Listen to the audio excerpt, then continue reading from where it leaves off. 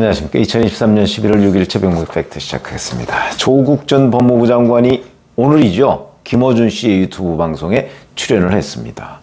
내년 총선과 관련해서 이렇게 얘기를 했습니다. 우리 가족이 도륙났다. 그 과정에서 법률적 차원에서 여러 해명과 소명, 호소를 했는데 받아들여지지 않은 게 많다. 그러니까 법률적 차원이라는 건 재판을 얘기하는 거죠. 현행 법체계 내에서 어떤 한 사람이 자신의 소명과 해명이 전혀 받아들여지지 못했을 때 그 사람은 비법률적 방식으로, 예를 들어서 문화적, 사회적 또는 정치적 방식으로 자신을 소명하고 해명해야 할 본능이 있을 것 같고, 그런 것이 또 시민의 권리이다. 저도 지금 재판을 받고 있는데 최대한 법률적으로 해명하고 소명할 노력을 할 것이고, 이것이 안 받아들여진다면 비법률적 방식으로 저희 명예를 회복하는 길을 찾아야 하지 않나, 이렇게 얘기를 했습니다. 자, 이렇게 얘기하니까 결국 총선 출마하는 것 아니냐, 이제 이런 관측을 낳을 수밖에 없는 워딩으로 지금 말을 한 거죠. 조국 전 장관의 그 재판 지금 어디까지 진행되고 있을까요? 1심의 입시 비리 혐의 등으로 기소가 돼서 무려 3년 2개월을 끊었습니다. 이 과정에서 이제 이른바 김명수 체제의 사법부가 조국 전 법무부 장관의 재판을 봐줬다, 이렇게 충분히 얘기할 수 있는 그런 과정이 있었죠. 뭐 그냥 의도적으로 지연을 그 조국 쪽에서 지연한 것보다는 재판부에서 지연한 듯한 그런 그 인상을 많이 받고, 그래서 결국 올해 2월에 1심에서 징역 2년의 실형을 선고받았습니다. 현재 2심이 진행 중이죠.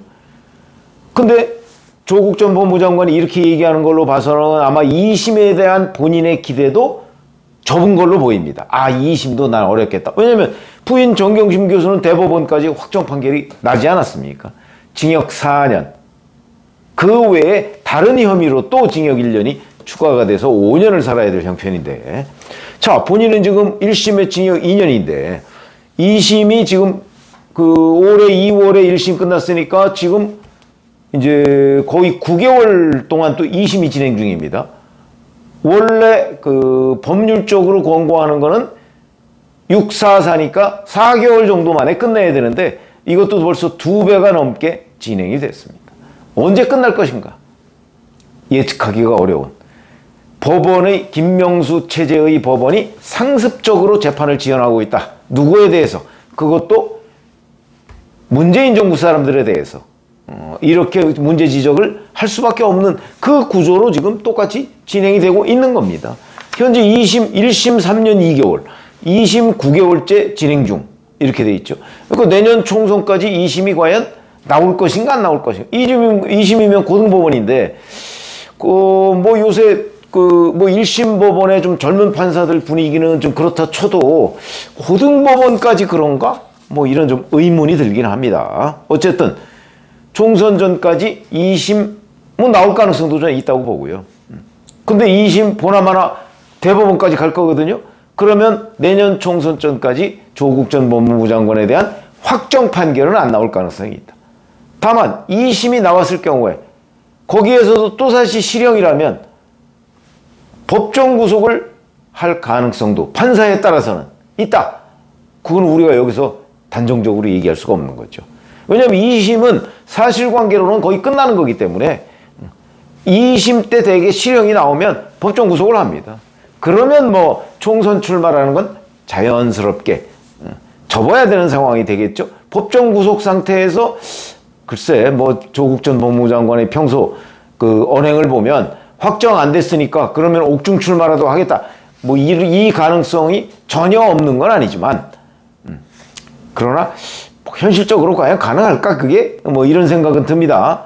아무리 정치를 강조하더라도.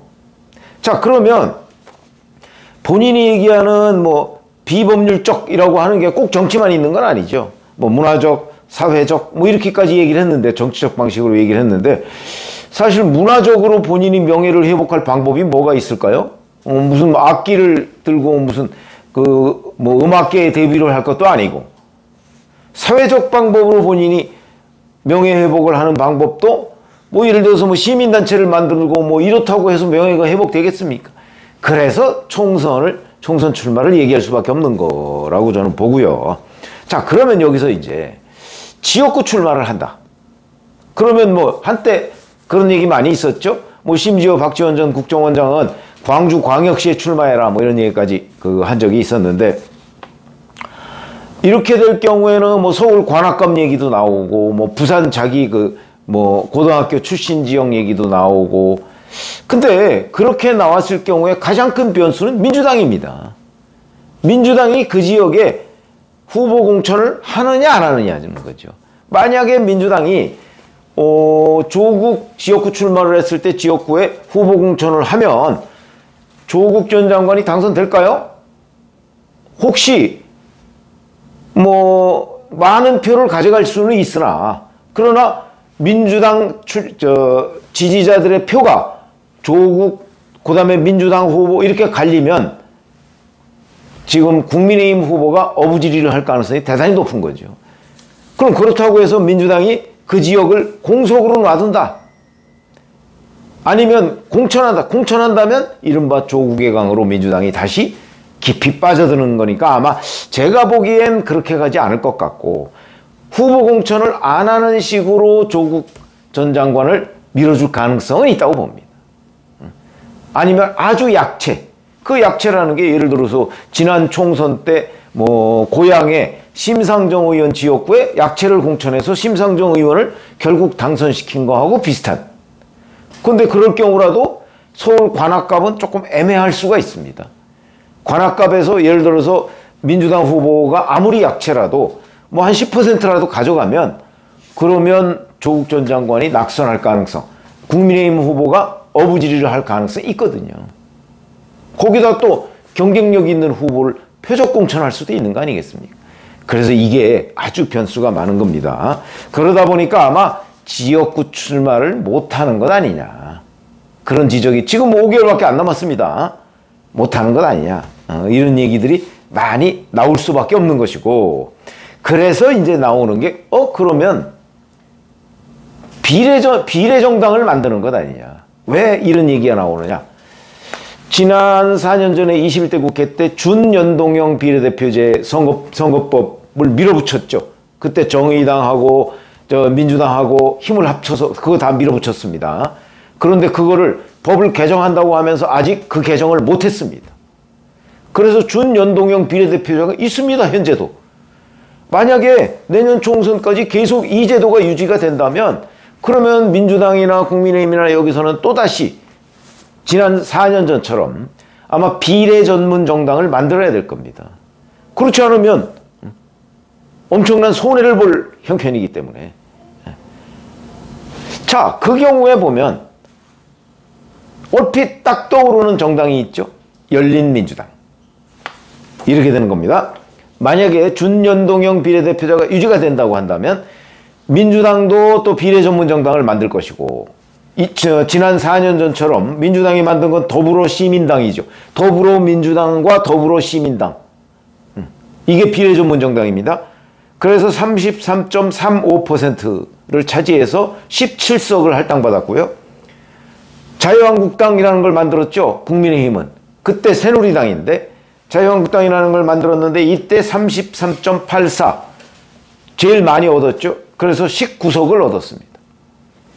이때 열린민주당이 5.42%로 3석을 얻었죠. 3석. 3% 이상을 득표해야 됩니다. 정당 득표에서. 3% 이상이 돼야 그 배분 과정에 참여할 수가 있더군요. 그러니까 3석을 얻었다. 자, 그러면 그 당시의 열린민주당과 같은 정당을 지금 김의겸 의원이 거기 출신이 아닙니까? 김의겸, 최강욱 의원은 지금 전 의원이 됐지만 거기 출신입니다. 이런 사람들 당선되는 것과 마찬가지로 3석이 당선됐으니까 조국 전 장관도 결국은 비례 전문 정당, 그때 열린민주당은 지역구 공천자는 없었습니다. 비례 전문 정당을 만들어서 1번은 뭐 여성이어야 될 테니까 1번 누구 여성 하나 하고 본인이 2번을 하게 되면 준연동형 비례대표제가 유지가 된다면 적어도 2번, 3번 정도, 3번 정도 5.42%니까 아마 이번에 이제 조국 비례전문정당이 등장을 한다고 하면 5.42% 정도는 얻어갈 가능성이 있습니다. 왜냐면 이른바 친조국 세력, 조국 수호 세력 충분히 가능한 얘기죠. 여기에 김남국 의원 지금 무소속 아닙니까? 아마 김남국 의원도 합류할 가능성이 있습니다. 조국 수호 세력의 선두주자 아닙니까? 그러면 그 당에 조국, 그 다음에 송영길 전 대표? 뭐 가능성이 있죠. 송영길 전 대표. 송영길 전 대표에 대해서 어차피 민주당이 공천을 줄 가능성은 없으니까.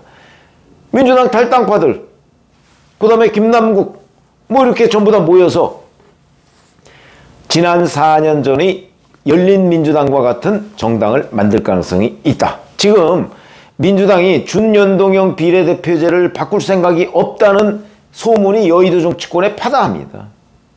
그렇다면 이거는 결국 자기들이 조국을 공천하지는 않지만 조국의 그 정치권 공간은 만들어주겠다. 이런 얘기가 되는 거죠. 이렇게 되면 결국 민주당은 민주당대로, 국민의힘은 국민의힘대로 비례전문정당을 만들지 않을 수가 없다. 이렇게 되는 겁니다. 그래서 지금 그 얘기가 나오고 있는 거죠. 조국이 비례전문정당을 만들어서 일종의 셀프 배지죠. 셀프 배지. 그 가능성이 커지고 있다. 저는 이렇게 보고요. 아마 그렇게 되면 거기에 김남국 의원도 참여하지 않을까. 이렇게 생각이 들고, 그렇게 되면 뭐 결국 한 3석 정도는 확보할 수 있지 않을까. 근데 그 경우라도 만약에 내년 총선 이후에 이제 배지는 달았는데 뭐 대법원이나 이런 거 확정 판결이 나고 거기서 여전히 징역형을 받았을 때는 배지가 날아간다. 이렇게 볼 수가 있는 것이고, 날아가더라도 그 후순위에서 배지를 승계할 수 있으니까 아마 그런 길을 모색하고 있는 것 아닌가. 이렇게 충분히 우리가 이 짐작이죠. 짐작해 볼 수 있는 대목이고, 그런데 만약에 민주당이 돌변해서 준연동형 비례대표제를 없앤다고 하면, 그렇다면 전통 방식으로 비례대표를 나눠야 되는 거죠. 이렇게 되면 이제 조국 중심으로 하는 그 비례 전문 정당, 이거는 성립할 수가 없죠. 왜 그러냐? 그거는 그 정당 투표, 지역구에서 5석 이상 또는 뭐 3% 이상 뭐 정당 투표를 얻어야 되는데, 그렇게 얻더라도 이게 의석 확보가 쉽지가 않습니다. 3% 이상 얻었다? 그러면 뭐 비례전문정당이 없이 준연동형이 아니고, 그리고 원래의 방식대로 비례 의석을 나눈다면 이 비례전문정당이 설 자리가 마땅치가 않습니다. 이렇게 되면 결국 만약에 제도가 그렇게 바뀐다면, 그러면 비례전문정당보다는 뭐 지역구, 글쎄 뭐 지역구는 뭐 가능성이 좀 낮고, 그렇게 되면 또 상황이 완전히 달라질 수도 있다.